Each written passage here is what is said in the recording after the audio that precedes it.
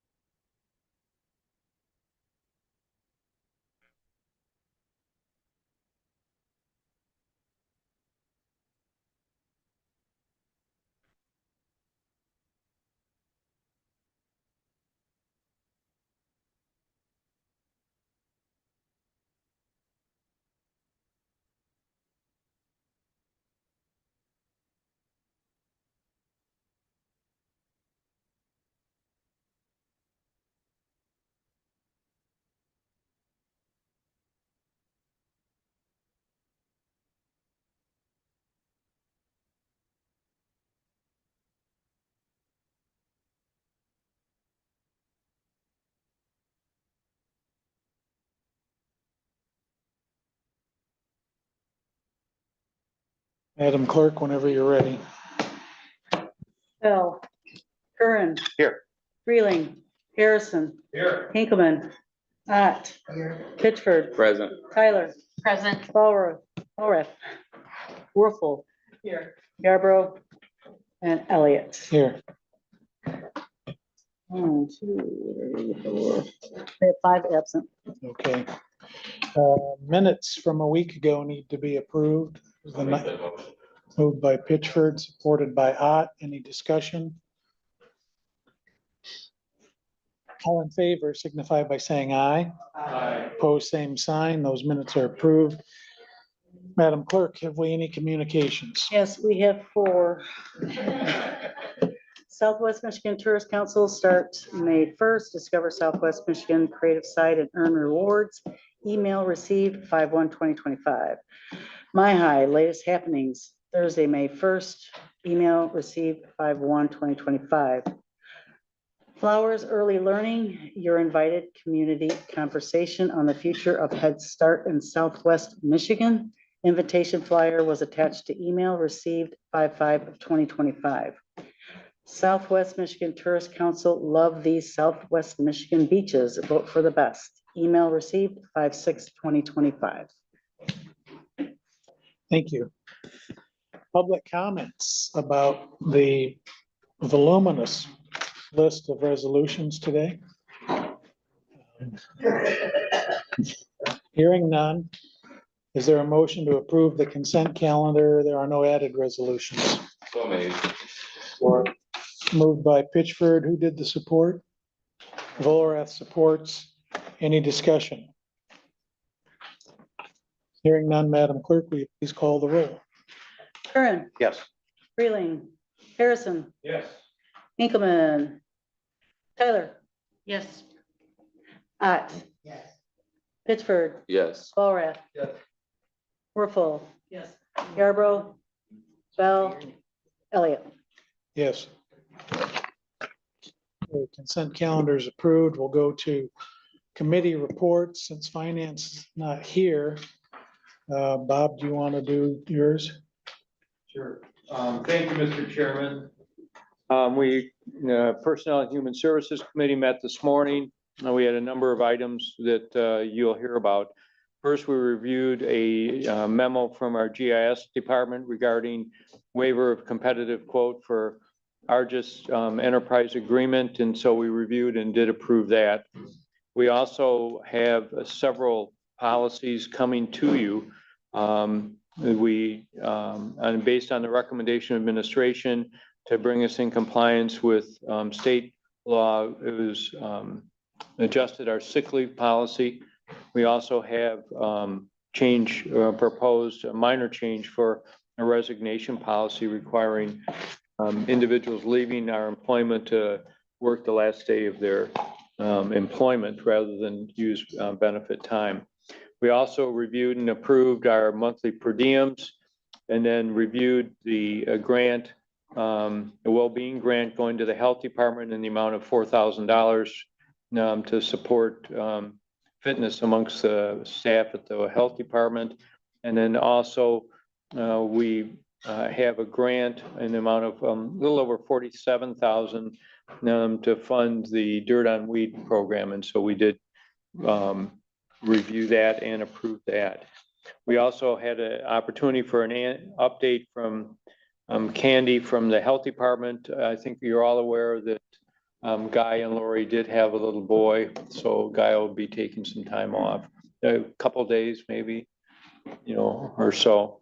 And so Candy did the update on the health department, and we did then excuse her so she could go down and meet with administration about the renovations in South County. Mr. PHS Chair, would you like to inform the board chair of the naming of Mr. Miller's new child? Well, it is an interesting name, but it's not Chokwe though, but it is Mac. So I'm not sure what the history is on that, but it could very well be that it's named after our erstwhile chairman of the board. I have no comment. Okay. So, but mother and baby are doing well. And so it's all very good, very happy. And then we had a lively discussion about a couple other issues, the senior citizens proposal that's percolating in the community. And then also we reviewed and discussed our presentation from the courts regarding the J-Works project. And that pretty much would conclude our report. Questions for PHS? Jim, you want to do admin? Yeah, thank you, Mac. First in to see us this morning was Curtis Penny from Eckert Wardell, and he went through a PowerPoint presentation showing us the proposed remodel for the health department down at the South County building. After Curtis, we had Matt Davis from Whiteman and Nick White from Ignite to talk to us about the juvenile center. Nick with Ignite, his organization went out and did an evaluation on the building, and Whiteman put together bids from their evaluation. And I know Brian has talked to us many times about how we need to get off of the water and the sewer system and all that out there. But this project is a little bit larger than that. He went through each stage of the remodel or the upgrades. Electrical is going to be upgraded. The HVAC system is going to be upgraded. And he noted that the HVAC system is original from 1973. So the upgrade will be very well received.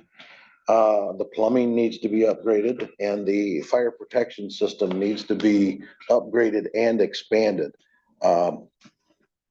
When you do a remodel, when you do a certain percentage, you have to bring it up to code. So because we're doing such an extensive remodel out there, we now have to comply with the local code. So the fire protection system that's existing does not meet today's code. So it's going to be brought up to today's code. And then he went into detail about the well and the septic system that we've all heard about. 5.3 million is total on that project. All the work is out to bid right now, and he said the bids should be back sometime the first part of June. So, that is all. Those were the two main presentations that we had. South County remodel is about $1 million. Juvenile center is about 5.3 million. After that, we did our minutes. We have a property use request. It's from the Krasel Art Fair. It's a reoccurring one. We do one for them every year, so we approve that. And then we do have some resolutions for you the next time we get together. Resolution ending in 217. This is for the CCAB to apply for a grant that will run through September of 2026. Resolution ending in 218. This is to accept a $3,000 donation, and I'm going to read one line from the resolution. It says, the Glenn and Elizabeth Ward Charity Fund, along with Stifel Charitable Incorporated, has taken the initiative to generously provide Berrien County Animal Services with a donation of $3,000. So this resolution is to accept the $3,000. Resolution ending in 220. This is for Chickabing Township wants to expand their non-motorized trail. So they're applying through the road department for construction of a sidewalk. And we are approving that, or okaying that. And that is our report. Yes, ma'am. Is there any discussion on juvenile center of other options? Because $5.3 million, if it can hold a maximum of 14 people in the secured facility, that's $378,000 per person. And I know the building can house a lot more, but if we're not moving forward on doing any of that, are we considering other options for the juvenile center versus spending $5.3 million as we're going out to bid? I'll defer that to Brian. So I received that type of question at the end of last week. Friday, I met with the court administrator, expressed on behalf of the board that there is a need for greater information on what are the average daily costs should juveniles be housed out of county. I also asked for materials to be brought forward on the availability of out of county beds. And then lastly, just tried to get an understanding of what the court's plan is to try and repopulate the building from, a daily average of 8 to 10 kids on the secure side to repopulate it on the non-secure side to get some of the pre-COVID work that was occurring at the juvenile center back underway. That information will be brought forward. I would anticipate having it to you in the near future. I will make sure that the board has that information prior to making any type of decision on the bid award.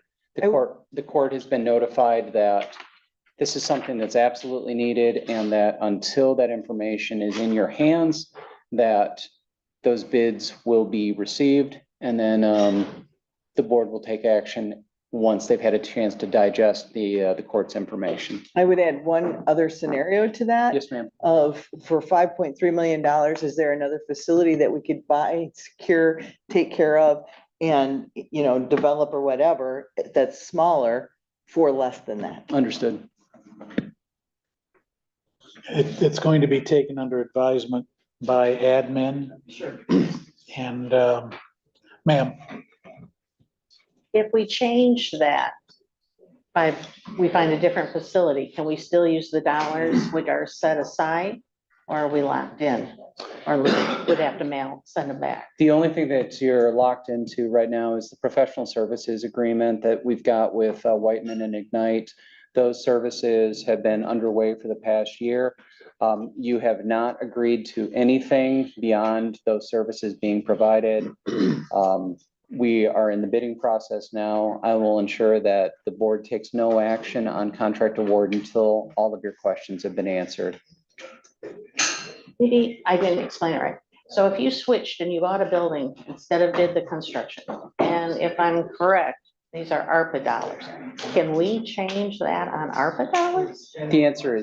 The simple answer is yes. Okay.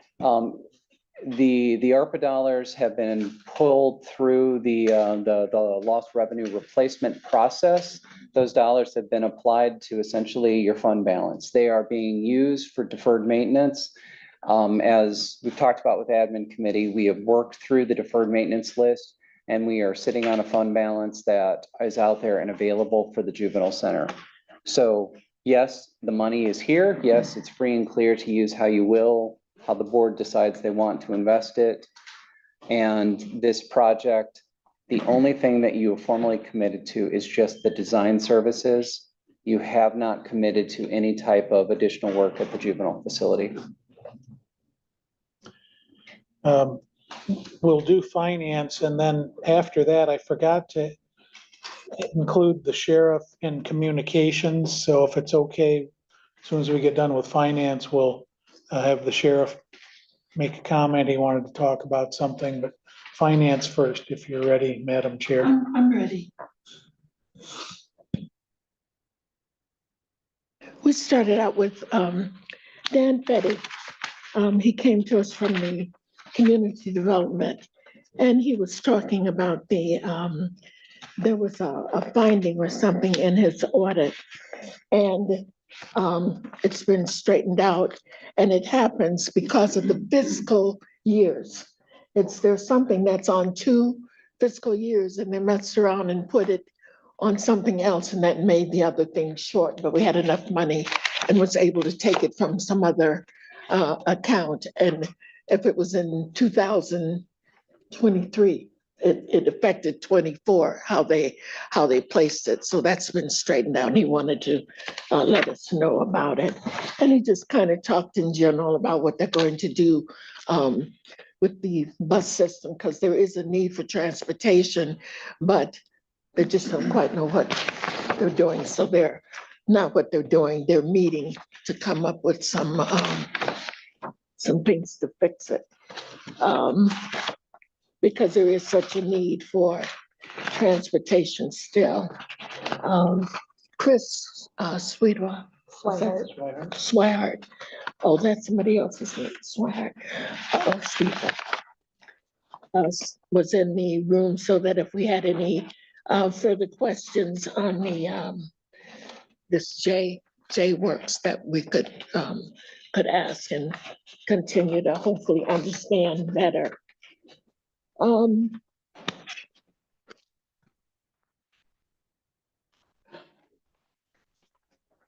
This is what the, you all talked about it, probably I heard some ends. The health department and the Niles courthouse, we're going to use ARPA dollars to do that. And so we were brought up to date on that. Also with Whiteman, 2 of the gentlemen that are doing all the examination and prices and what things should be, came in and talked to us and told us that they had put the bid out, but they are giving them a bit of extra time because everybody is so busy. But right now is the best time to be looking and engaging things, because we all think things are going to go up again. So we are prepared financially to be able to enter into some things. But the bids were put out, and they've given them the amount of time, and then they'll look at them and choose some companies. Oh, and they think this job is going to cost $5.34 million. I'm trying to find out where I am in the hospital. Oh, and that's the, what Whiteman is doing and looking at is the water, electric, and sewer at the juvenile center. And so that'll be done, it'll be on its own rather than, and I keep thinking about this hill because that's where the hospital is, but that it's working off of some of that and some of the city service. The boat launch, did Brian talk about that? Would you tell us about that, about the boat launch? Just real quickly, the boat launch is moving forward. The supplies to build the boat launch have been taken to the road department.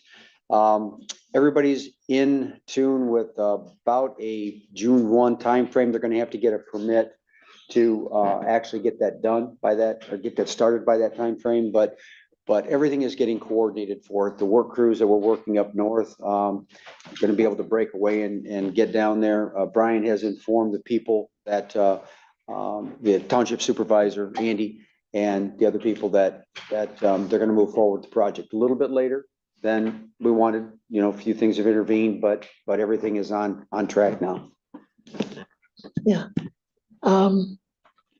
That's all I can think of. Do you have other things?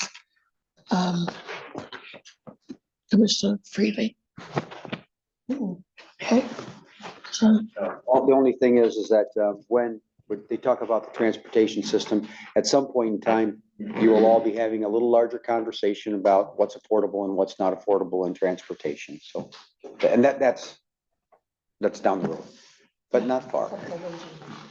Questions for finance? Okay, Sheriff?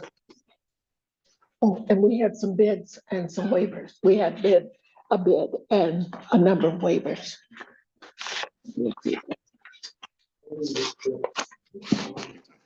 So I've had a couple of questions about the warrant service officer agreement that I, as the sheriff, have entered into with ICE. And I want to make sure you understand what it does and probably more importantly, what it doesn't do. So in the 287G, because it refers to that, there are 3 different components.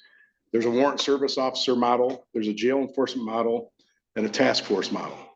The only one that we have entered into is the warrant service model. And what that does, it's a practice we have done for many, many years. If there is a hold on someone who's in our jail, we honor the hold like we would for an out of county, an out of state, or anything else. We will honor those holds. This is agreement that formalizes it. The only thing it really changes, it gives us the opportunity to assist in serving the warrant. So then they'll use their transport company or whatever. ICE has 48 hours from the time they're notified that any case is done to come pick them up. This is jail only and someone who's incarcerated. The other 2 models, the jail enforcement would allow us to do enforcement in the jail and investigate it. We're not doing that. And more importantly for the community is the task force model that was referred to in the MLive article. They don't mention the Berrien County Sheriff's Office. They show the map of our WSO program. That is one that you'd be going out in the community. We do not do that. I don't have the authority to enforce national immigration law. Our partners in the federal system, ICE, does. When it comes to administrative warrants, they don't want our help because it makes it kind of messy for them. That's their job. If they have a high-risk situation, they need our assistance. We obviously partner with the FBI, ICE, our federal partners in doing that. But the issue at hand with the warrant one is strictly for those that are in jail, that there is a valid hold for, a valid administrative warrant. And we've done that for many, many years and we'll continue to do it for there. So obviously, the fostering trust and cooperation with the community is another reason why I would not look at the task force model. Prosecutor Burton and I met with some faith leaders, obviously agriculture, and that we are not out enforcing immigration law. So I think there's been some misunderstanding of what was in the article. A police department on the east side of the state is looking at doing that task force model. We are not. So, and I'll be happy to answer any questions if you have. The one thing I'll say is the benefits of the warrant service model is it streamlines obviously the serving. We can do that. They can get their transport actually sooner down to pick the person up and get them through the due process. It limits at-large arrests. So if say I let them out, they're gonna have to go find that person in the community. It's a lot safer to do it when they're already in our custody. And it reduces people that are here illegally getting released and back in. So it's a practice we have done for years. I understand got a little attention because it's on a map on the MLive story. Again, we were not mentioned because we do not do the task force model that was referred to throughout that article. So, any questions? Questions? Alex? So if ICE contacts you and says, hey, we need assistance, you obviously are going to assist, right? So Like they would only, serving a right, warrant. so we met with the six of us sheriffs in the Southwest Mark. We met with the deputy director who's in charge of Grand Rapids and the Homeland Security. The only thing they're gonna ask our assistance with is gonna be a criminal one that they need to do. They really, for good reason, don't want us involved in administrative because that's not within our jurisdiction. I don't enforce immigration law. That's their job. It's just like our federal partners in the FBI, and that will assist them if they need it, but that's not something we do. So, Okay, thank you. go to commissioner reports clockwise, as always. Clockwise. John, you have anything? What's the other word? Unclockwise? Just want to speak quickly. If you've been through Benton Township, there's a lot of development happening out there. Really excited to see the Starbucks coming in. Got some people in my family that have become Starbuckies here, so pray for me. I want to thank everybody just for being loving and understanding with Apollo being with me sometimes. It is a balancing act being new parents, and I really appreciate you all just accepting and understanding. And then finally, Sheriff, I want to thank you for publicly speaking to that, and to the residents who have been reaching out that, you know, there's a lot of national things going on. Immigration and ICE is a very touchy topic, but I do appreciate the sheriff for, you know, getting up there and explaining exactly what this is. So thank you. And that's my report. Wow. Great attitude. I haven't heard him cry at all. So you know, 5 months, that never changes. It doesn't get easier. Yeah. Thanks, guys. It only gets tougher. So you just keep easing into it. Sharon? Table. No report. Oh, geez. I have no report. No reports, but if you need a babysitter, help teach them how to lean to the right a little bit, just let me know. I have 3. So I toured the juvenile center, attended the Human Services Council, participated in a meeting with the Drain Commissioner, a number of citizens in Lincoln Township over the Grand Mirror Lake levels. Also participated in a meeting of the Executive Committee, the Pokagon Health Board, and then also yesterday I represented the board at the Health Board meeting. So they've got a great annual report that's just come out. So I've asked Annette to get copies for everybody. There's a lot of good information in there, and that's my report. No report other than I got Mac Environmental tomorrow and CEOs tomorrow as well. I too attended the executive committee meeting that we had, went and did the juvenile tour last week before our night meeting. And then just want to take a moment to wish Commissioner Pitchford a happy birthday from yesterday. I know he continued to remind us, and so. Oh, was your just wanna- birthday? It was his birthday Oh, yesterday. happy birthday. Happy birthday. Oh, celebrate all month. That's my report. Thank you. I have no report. Do you have anything? Just a reminder to the group, we have BC Bit today, and that is 12:30 upstairs in Kenneth Wenzel. And to Commissioner Pitchford last night, just in light of how your morning has gone with handling your child, I dropped my 13-year off to umpire a baseball game. I drove him there telling him, hey, it's cold, really need a jacket and pants. I had left the field for less than 5 minutes when he called to say, would you bring me a jacket and pants? So 13 years in, it's really no different. So good luck to you. Yeah, really quick. There's no brownfield today, by the way, for everybody. General public comments. We have a lengthy line, so let's be patient. I don't know. I wish he'd been here at 8:30. Yeah, the fountain works. No, the fountain. Oh, that. Oh, Water filling station. okay. Well, don't give him ideas. Mr. Chair, just really quickly, the 2 slide decks that were presented at admin committee, they've been mailed out to the full board. If anyone has questions, please let me know. Anyone have any other business? Oh. Tomorrow, 10 to 3. I used to go, it was great. I don't have anything else. I guess we're done. See you next week. Okay.